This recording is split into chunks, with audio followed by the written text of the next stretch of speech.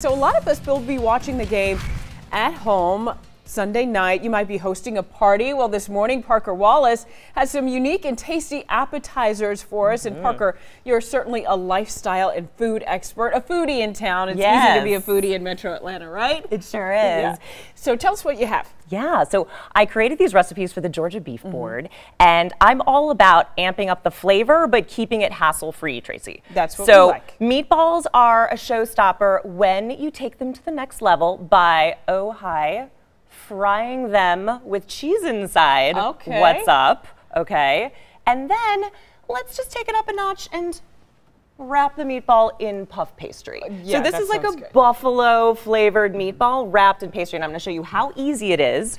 So we're taking a partially cooked meatball, do the little cut like a cookie cutter, right? Yeah, it's like a little biscuit cutter. So you do the circle and you pop it on top like this with the second circle, and then you're just going to press it down and around.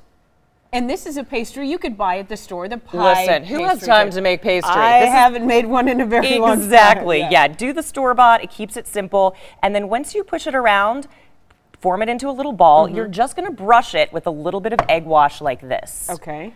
And then again, we've kind of partially cooked. Golden crust. Yes, we've partially cooked them. And then that's just going to bake off for about 20 more minutes. And it's going to be this beautiful golden pastry that you can open up, and it's all ricotta and the ground beef and the seasonings. So it's really like the perfect bite of delicious. Yeah, and people will rave about your Super Bowl party for years to come. Yes, and let's just look at the panko encrusted sage and ricotta. In there, you see all of that juicy flavor. Keep it tender. Don't overwork the meat because it'll get tough. Okay. Okay, so now let's talk about a really easy to assemble beef appetizer. You don't have to cook a thing. All right, really except quickly. Sauteing some onions. Okay. Yep. We're gonna do a little bit of horseradish creme fraiche on here, just mayo and horseradish. Pop a little bit of roast beef on top, your favorite kind.